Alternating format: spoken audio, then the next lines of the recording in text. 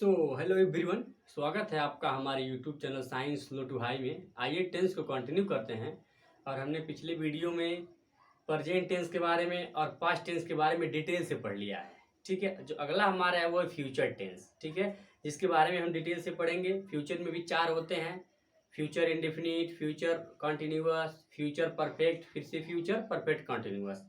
ठीक है, तो जो हम नेक्स्ट वीडियो में पढ़ेंगे, तो आज का हमारा वीडियो है वो क्या है, फ्यूचर इंडेफिनिट टेंस। ठीक है, और यदि आप इस वीडियो में पहली बार जुड़े हैं तो आप जाके पहले प्रीवियस वीडियो को देखें, जिससे आपका जो कॉन्सेप्ट है वो क्लियर हो जाए। ठीक है, तो आइए पढ़ते हैं फ्यूचर इंडेफिनिट टेंस।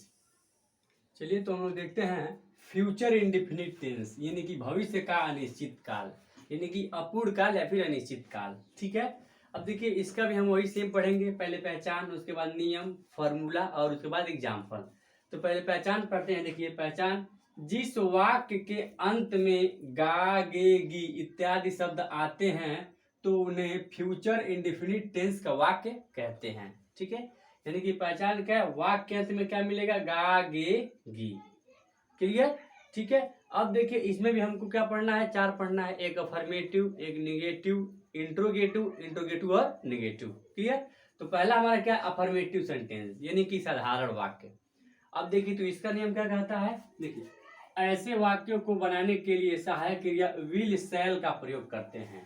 ठीक है, अर्थात आई और वी के साथ शैल, यानी कि आई और वी यानी कि मैं और हम के लिए शैल का प्रयोग, यानी कि सब्जेक्ट कर्ता। ठीक है, और अन्य सभी कर्ता यानी कि सब्जेक्ट के लिए विल का प्रयोग करते हैं। यानी आई और वी सब्जेक्ट के लिए शैल का प्रयोग करेंगे और अन्य सभी कर्ता यानी कि और कोई भी सब्जेक्ट हो उसके लिए विल का प्रयोग करेंगे। क्लियर? अब जैसे इसका फॉर्मूला देखिए, सब्जेक्ट प्लस विल या शैल, उसके बाद से वर्ब का first form plus object plus other word. Clear? इसका एग्जांपल देखिए, जैसे लड़के अपने गांव बस से जाएंगे। देखिए क्या आ गया, बस से जाएंगे। ठीक है, देखिए लास्ट में क्या आ गया, गे आ गया। इसको बनाते हैं सब्जेक्ट, तो क्या हो जाएगा, द बॉयज। ठीक है, द बॉयज। अब देखिए आई और वी के साथ केवल शैल, बाकी सभी कर्ता के लिए तो बॉयज लड़के हैं तो विल रहेगा। द बॉयज विल, वर्ब का फर्स्ट फॉर्म जाएंगे तो गो। ठीक है, गो। अब देखिए कहाँ जाएंगे, गो टू विलेज। विलेज किसे जाएंगे, बस से। विलेज फ्रॉम बस। ठीक है, देखिए the boys will go to village from bus, bus से जाएंगे। ठीक है, अगला देखिए कह रहा है मोहन खेत में कार्य करेगा। अब इसके लिए क्या होगा, देखिए सब्जेक्ट हमारा क्या होगा, मोहन। तो लिखिए मोहन। अब देखिए उसके बाद क्या हमारा है, विल या शैल। तो मोहन हमारा क्या है, आई और वी के लिए शैल, बाकी सभी के लिए विल, तो मोहन के लिए भी विल। मोहन विल। अब करेगा तो करने की फर्स्ट फॉर्म क्या हो जाएगी, डू। डू वर्क हो गया इन द फील्ड। ठीक है, देखिए Mohan will do work in the field. ठीक है, अगला क्या, मैं खाना खाऊंगा। अब देखिए यहाँ पे आई आ गया और आई के साथ हम क्या प्रयोग करते हैं, शैल। आई शैल इट, केवल आई और वी के साथ शैल, बाकी सभी कर्ता के साथ विल, ध्यान रखिएगा। तो आई शैल ईट द फूड। क्लियर? ठीक है, इसी प्रकार से निगेटिव सेंटेंस, अगला हमारा नकारात्मक वाक्य, यानी कि यदि किसी वाक्य में नहीं शब्द आए तो आई और वी के साथ शैल नॉट तथा अन्य सभी कर्ताओं के साथ विल नॉट का प्रयोग करते हैं। यानी कि शैल और विल के बाद नॉट लगा देंगे, बाकी सेम टू सेम उसी तरह रहेगा। जैसे देखिए इसका फॉर्मूला, सब्जेक्ट प्लस विल या शैल, उसके बाद नॉट, वर्ब का फर्स्ट फॉर्म, ऑब्जेक्ट, उसके बाद से अदर वर्ड। इसका उदाहरण देखिए, तुम विद्यालय नहीं जाओगे। तो देखिए नहीं आ गया तो पहले हमारा क्या हो जाएगा, यू, और यू के साथ विल, यू विल, उसके बाद not, you will not go, verb का फर्स्ट फॉर्म तो गो टू स्कूल। क्लियर? अगला देखिए, मैं अपना कार्य नहीं करूंगा। ठीक है, तो मैं क्या हो जाएगा, आई और आई के साथ शैल। आई शैल और नहीं के लिए not, I shall not do, और आई के लिए अपने की मीनिंग क्या होती है, माई। इसके लिए एक सेपरेट वीडियो बना दिया गया है, आप जाके वीडियो को देख सकते हैं। डू माई वर्क, क्लियर, ठीक है, तो इसको नोट कर लीजिए। और हम आगे पढ़ेंगे अब इंट्रोगेटिव सेंटेंस यानी कि प्रश्नवाचक वाक्य। चलिए, तो अगला हमारा है इंट्रोगेटिव सेंटेंस यानी कि प्रश्नवाचक वाक्य, ठीक है। जैसे इसका नियम पढ़िए, यदि किसी वाक्य में प्रश्नवाचक शब्द जैसे कब, कहाँ, क्यों, कैसे, क्या आते हैं तो ऐसे वाक्यों को बनाने के लिए निम्न सूत्र का प्रयोग करते हैं। देखिए, निम्न सूत्र का प्रयोग करने का मतलब ये है कि दो सूत्र का प्रयोग करेंगे। क्यों? क्योंकि जो प्रश्नवाचक वाक्य है वो दो तरीके से आ सकता है, या तो वो जो हमारे पास वाक्य है उसके बीच में आ जाए या तो उसके पहले आ जाए, ठीक है। तो पहला हमारा देखिए क्या है, जब प्रश्नवाचक शब्द बीच में आए यानी कि जो क्वेश्चन वर्ड है वो बीच में ही आ जाए तब कैसे बनाएंगे। इसका फॉर्मूला क्या है, देखिए, क्वेश्चन वर्ड, यानी कि जब क्वेश्चन वर्ड बीच में आ जाएगा तो सबसे पहले क्वेश्चन वर्ड लिखेंगे, उसके बाद विल या शैल, उसके बाद सब्जेक्ट वर्ब का फर्स्ट फॉर्म, ऑब्जेक्ट, उसके बाद से अदर वर्ड, यानी कि जो बचा रहेगा लास्ट में लिख देंगे।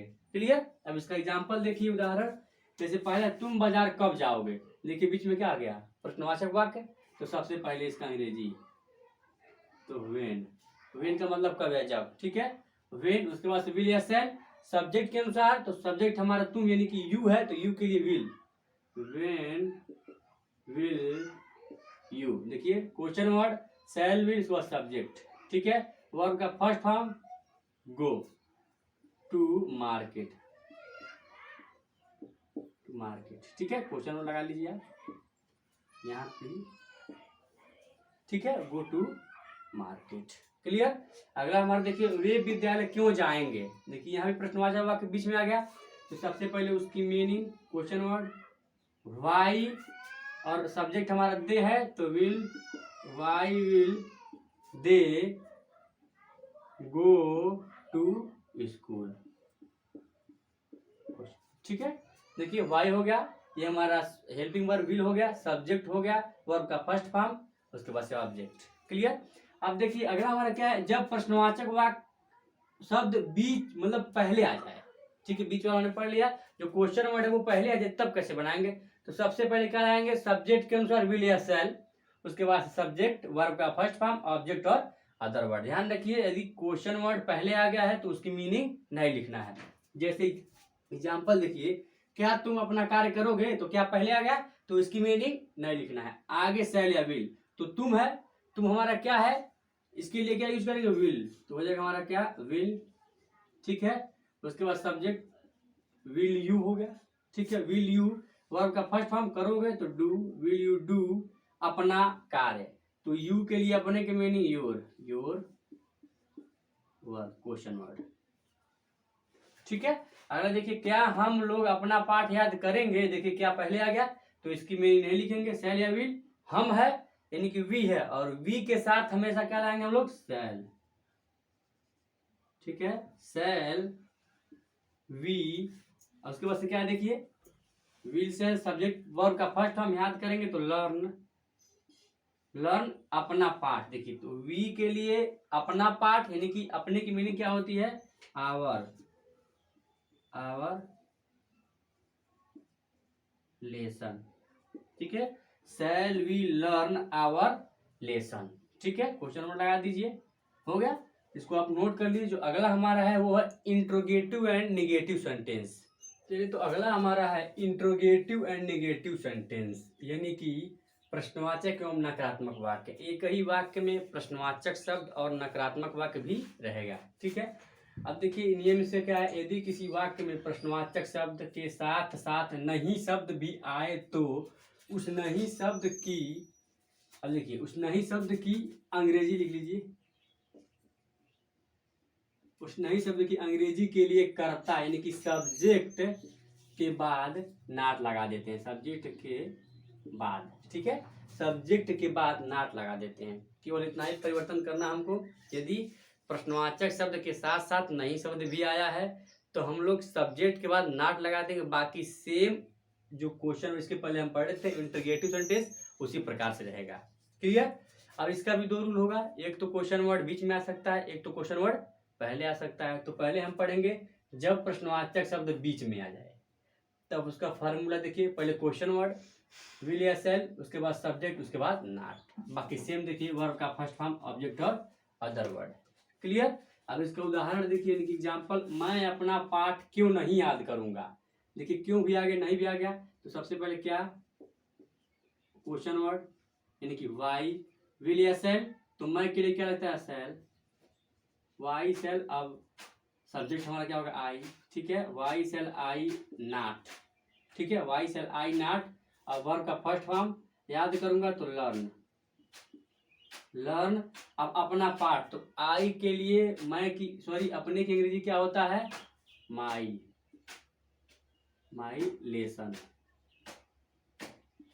ठीक है, लर्न माई लेसन, क्वेश्चन वर्ड, ठीक है। अब देखिए अगला हमारा क्या है, बच्चे विद्यालय क्यों नहीं जाएंगे। देखिए लास्ट में गे आ गया, तो पास्ट सॉरी फ्यूचर इंडेफिनिट है, और फ्यूचर इंडेफिनिट को हम कैसे बनाएंगे, देखिए बीच में क्यों आ गया, तो वाई, अब वाई के बाद क्या, विल। क्यों विल, क्योंकि आई और वी के साथ हम सेल लगाते, लेकिन बच्चे है तो इसीलिए will. Why will children, why will children, subject के बाद नॉट, नॉट, और जाने का अंग्रेजी गो टू स्कूल, और क्वेश्चन वर्ड। क्लियर, ठीक है। और अगला हमारा क्या आता है, जब प्रश्नवाचक वाक्य यानी प्रश्नवाचक शब्द पहले आ जाए, जो क्वेश्चन वर्ड है वो पहले आ जाए, तब कैसे बनाएंगे, और साथ ही साथ नई शब्द भी हो, तो सबसे पहले विल या सेल, उसके बाद सब्जेक्ट, उसके बाद नॉट, बाकी वर्ब का फर्स्ट फॉर्म ऑब्जेक्ट और अदर वर्ड, ठीक है। इसका उदाहरण देखिए, क्या किसान अपना खेत नहीं जोतेगा। देखिए इसका बनाइए, तो क्या पहले आ गया, तो क्वेश्चन वर्ड नहीं लिखना है, विल या सेल, तो किसान है तो इसके लिए will, will farmer, will farmer, उसके बाद से क्या हो जाएगा नॉट, नॉट, और वर्ब का फर्स्ट फॉर्म, तो plough the field, plough the, देखिए प्लाउ, अब देखिए अपना खेत, तो किसान हमारा एक वचन है तो हिज, प्लाउ हिज फील्ड, ठीक है। क्लियर।